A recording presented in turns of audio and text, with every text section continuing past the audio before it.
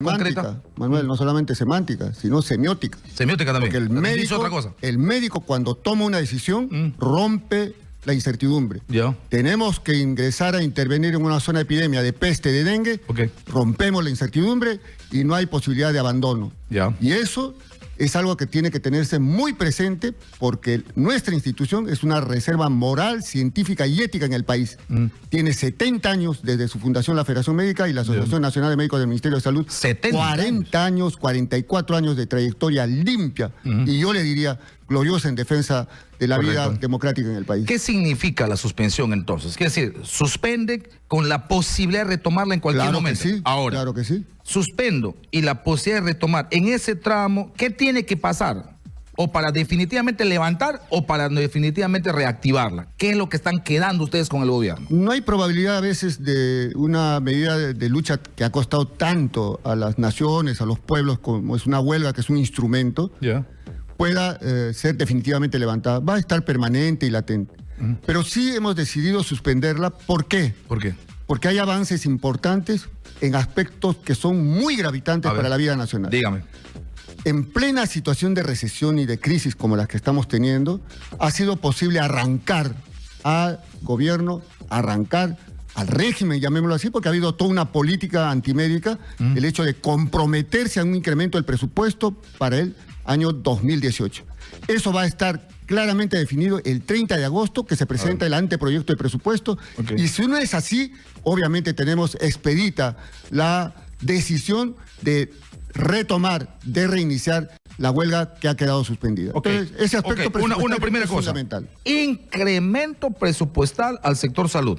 Así de genérico, doctora. Le voy a precisar. Genérico. Le voy a precisar. Porque no está diciendo en tanto por ciento, en tanto monto. No, está diciendo y a partir de tal fecha. Está diciendo incremento el 2018. Yo le escuché a la ministra Patricia García decir eso hace un mes. Con certeza, ¿no? Bueno, a quien creamos es una cuestión que a mí en lo particular dejo en libertad. Yo no creo, y hemos hablado temprano, ¿no? Hemos estado dialogando gestualmente respecto a que en el Perú se tiene que retomar la confianza en las instituciones. Estas instituciones a quienes representamos tienen la confianza del país. Y si nosotros hemos emprendido la lucha ha sido prioritariamente porque se mintió al país respecto al presupuesto del 2017. Y no me vengan, Manuel, no me vengan con el tema de que ha habido falta de previsión con el fenómeno costero. No me vengan con el tema de la corrupción y la bajato.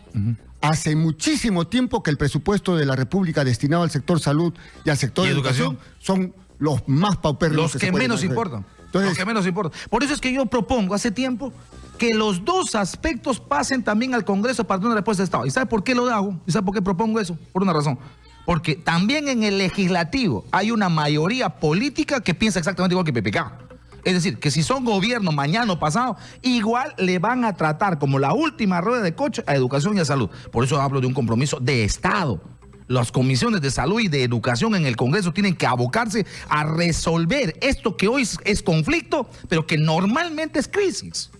La crisis de salud y de educación, desde la perspectiva de un diálogo y de un debate legislativo, técnico y político, se puede dar en el Congreso. Y luego, por supuesto, el Ejecutivo, con sus representantes, ver qué posibilidades hay que en los siguientes 4 años de gestión de PPK se puedan, por lo menos en algo, ponerse a tono con lo que hemos sido de desfase los últimos 25 años. Eso está escrito en el acta que se ha firmado en presencia del Premier, que es a la vez ministro de Economía, y no vamos a poder desmentir que incremento del presupuesto. ¿Qué otra cosa más han conseguido? Mire, se decía que la deuda del CIS no existía. Y lo más grave de todo es que se ha demorado en reconocer esa deuda y ya la situación de colapso de los establecimientos tiene responsabilidad el Estado. Y fíjese, los frentes no solamente es el frente a nivel legislativo, a poder ejecutivo en la implementación de las políticas. Hay un asunto, además de los gobiernos regionales y locales, hay un asunto de orden penal y orden legal, civil y administrativo.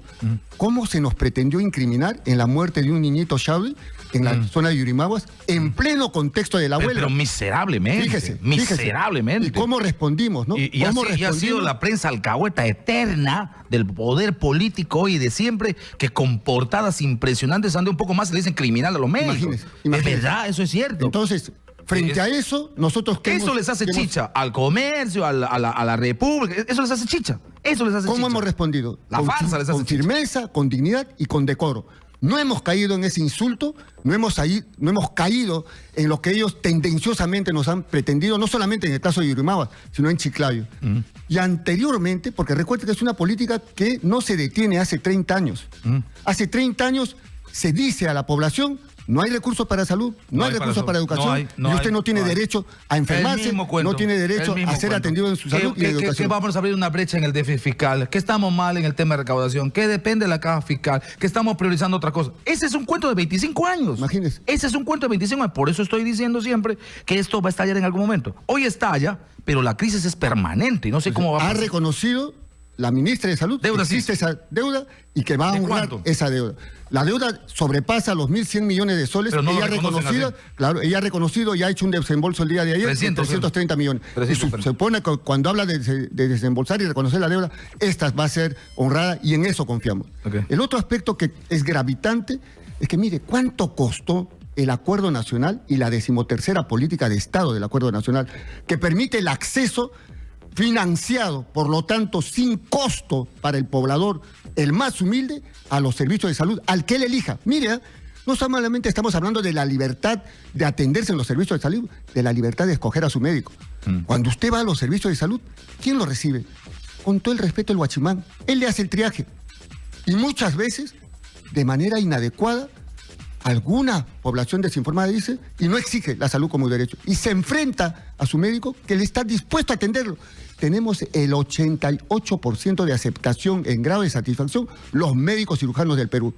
Y por esa razón, hasta por un asunto de dignidad, migran 1.500 médicos porque están cansados de esa situación del maltrato. Y se van a Brasil, y lo se van a más Europa, grave, a otra parte. no solamente el hecho de que se vayan, y lo más grave es que no retornen. Y los que nos quedamos, se preguntó tendenciosamente, ¿por qué no nos vamos al sector privado? Hay una razón elemental. Nuestro título nos lo ha dado la nación y nosotros honramos el hecho de que nuestro título está en nombre de la nación, no a nombre del Estado. Y hay que tener una diferencia muy clara.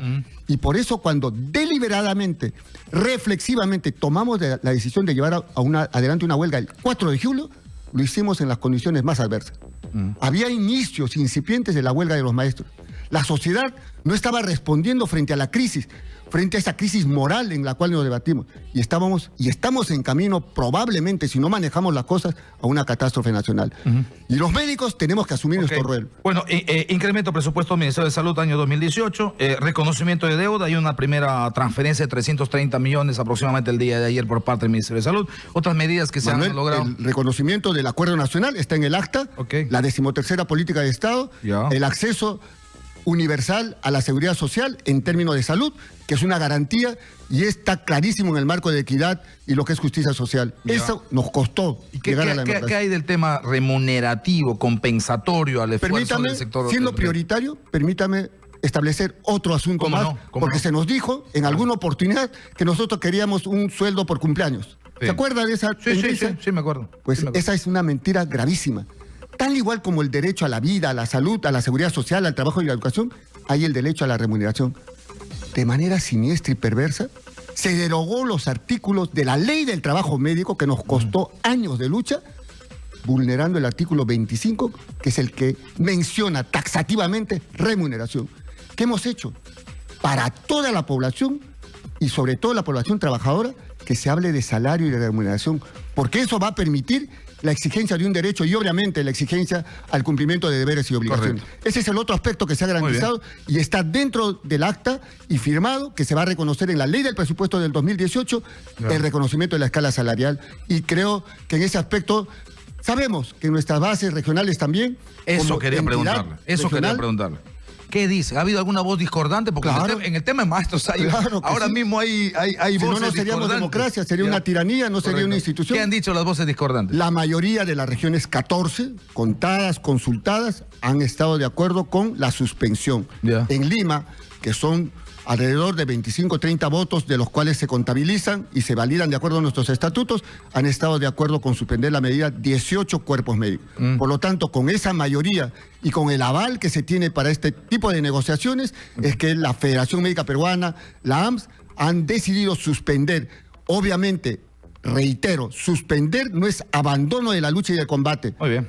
Correcto. Le agradezco muchísimo por estar con nosotros. Manuel, muchísimas gracias también. Al doctor representante de esta importantísima Asociación Nacional de Médicos del Ministerio de Salud, Wellington Chume. Que le vaya bien.